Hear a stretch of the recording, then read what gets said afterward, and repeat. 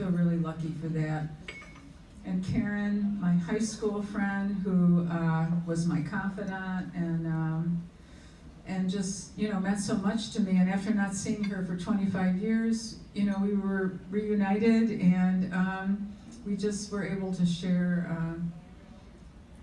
so much that we had in our lives. And progressing in my life, I married Carrie, whose talent and intellect still amaze me to this day.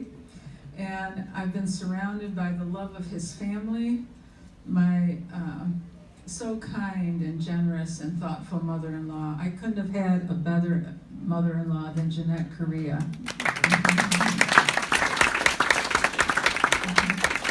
And my father-in-law, who, because of his legacy, that we're able to enjoy this club. And Charlie being a member of 65 years here, the starting member of this club, and he brought his whole family here, and so it's hard to leave here because Charlie is so much a part of this place. And I'm so glad, because of Jeanette, that we've still been able to still feel Charlie every time we walk into this place. So it's really wonderful. And then moving on in my life, I got to meet my wonderful friends, the Rosenfelds and Mary Ellen. Well, before that, I went to college with the most amazing group of people that you could imagine. And when I was in college, it was just such an exciting time. A baby boomer, we were there in the late 60s, and college was just, it was an electric time. Mm-hmm. And unfortunately, we weren't able to hear the music that I had Kyle play a playlist from Kyle, because when I listened to that music, I just remember how wonderful our music was of our, the late 60s and early 70s, and that music still is great today, and it was a thrill for me with Mary Ellen a year ago that I got to see Paul McCartney with her, and so it was just so special. And you got to admit, even with my millennial son here, that it's still the best music ever. So that's what I grew up with. But college was an amazing time for me. I didn't think I was going to college. My parents really didn't have the resources, but I went to night school at RIT, and I thought, I really want to go to college. So it happened, and from the first time I walked onto RIT campus, which was downtown at that time, it was just electrifying for me. I just thought, thank God I'm here. This is truly amazing.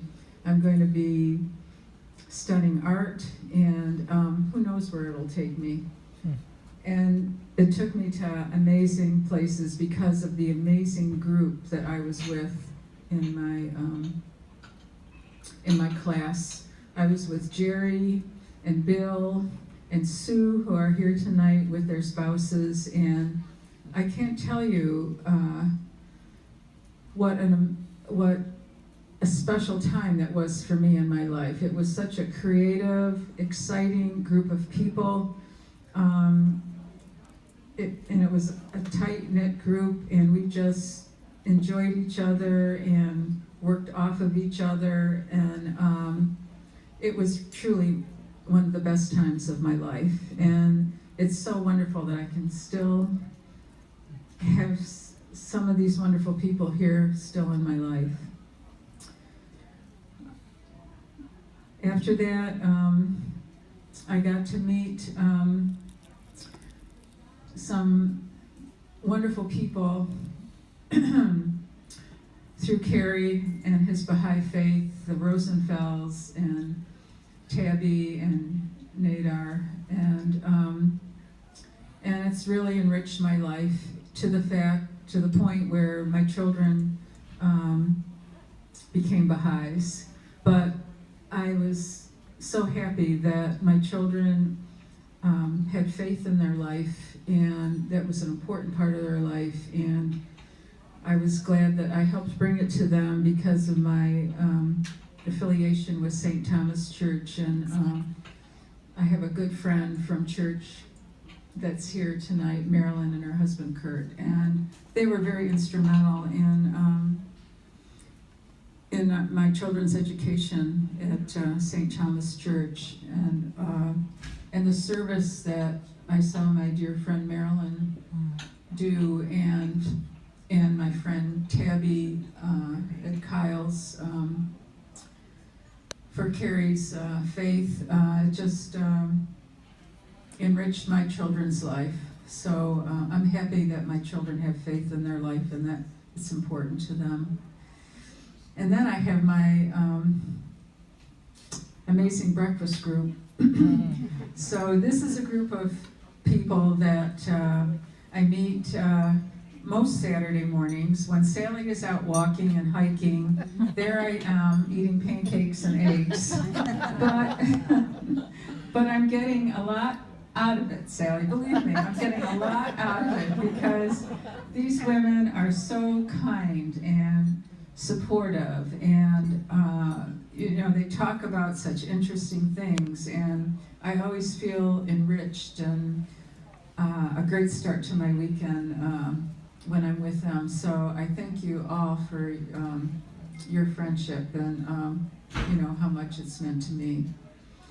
So with my dear family here, I'm truly blessed, and I'm very grateful. I'm very, very grateful. Being a baby boomer and a child of the 50s and growing up in the 60s, it was a pretty amazing time. It was a pretty amazing time. I mean, times changed so radically, and some of it was pretty hard for me to get through at times, but I just, because of all my close friends and family, I felt I came through it with flying colors. So I just thank you so much for being here, and I want you all to know how special you are to me. And it's pretty amazing to have all the people that you care about so much in your life all in one room here. It's pretty amazing. So again, thank you so much for being here.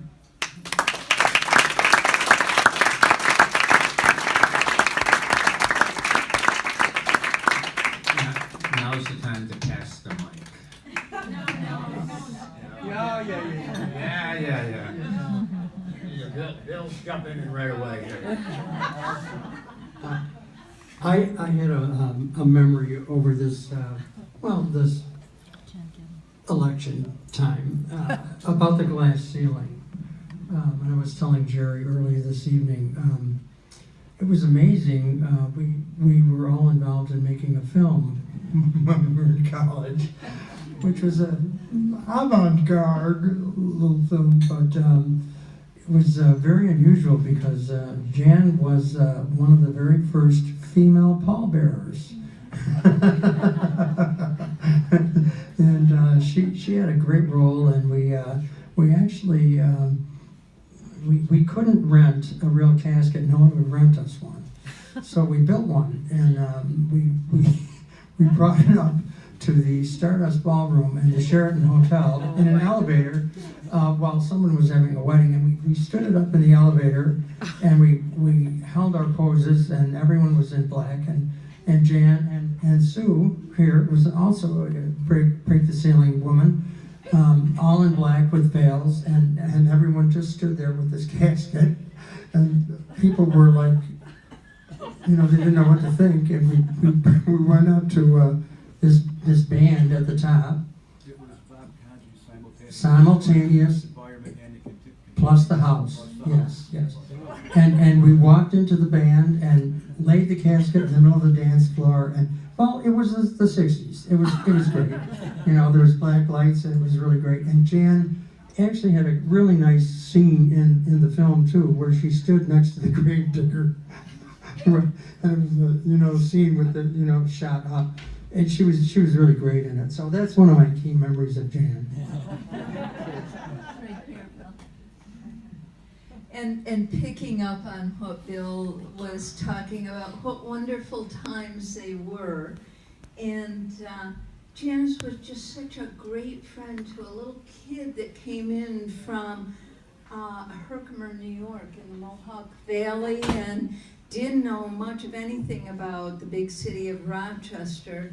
And I'll never forget how incredibly impressed I was with Janice, because she knew how to get on the bus and get on the right one and go to the right place. And well, of course, I'm still impressed with that, and you can't do it anyway. But Janice was in my wedding and brought not only her beauty with her, but the reasonableness and the charm and the love that I needed at that time to kind of launch me forward, and she did that for me, and I'll never forget you for that.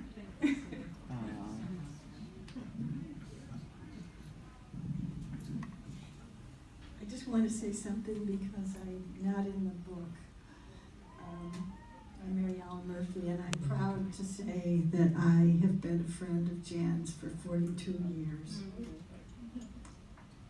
And every time I tried to write my memory or write a card, I couldn't find a card that was appropriate. And then every time I tried to write my memory, I cried when I figured that it was 42 years. To me, I'm 70 as well, and it's like, wow, there's just so much. There's so much. Janice and I were not mothers when we met. We've grown up a lot.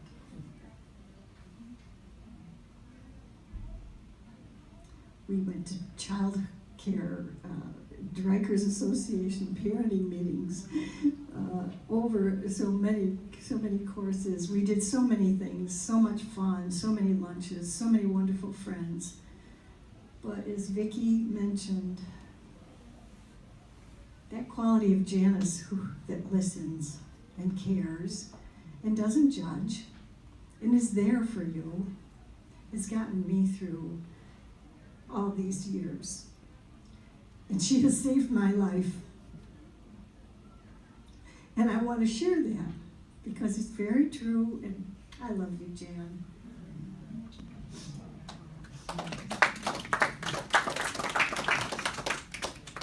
Oh, wow. I'm Debbie Rosenfeld. And I'm upset actually tonight because if I had thought it through, I would have gotten Jan back for inviting us to a Halloween party, which was really a fundraiser for single unwed mothers. And I'm sitting there minding my own business, and she made me go up and sing. I vowed I was going to get you, and I forgot to think of a way, Kyle, to get her to come up here and sing. But as usual, Jan was, you know, she did this as a fundraiser. She's, as Vicki said, and we all have said, always doing for others. Not to mention, she's provided Bob and I with many years of wonderful, wonderful vacations together that I'll never forget.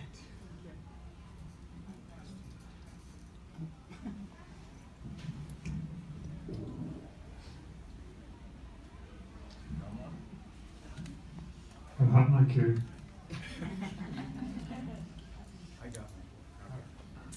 First time I had a piece of baklava was at your house.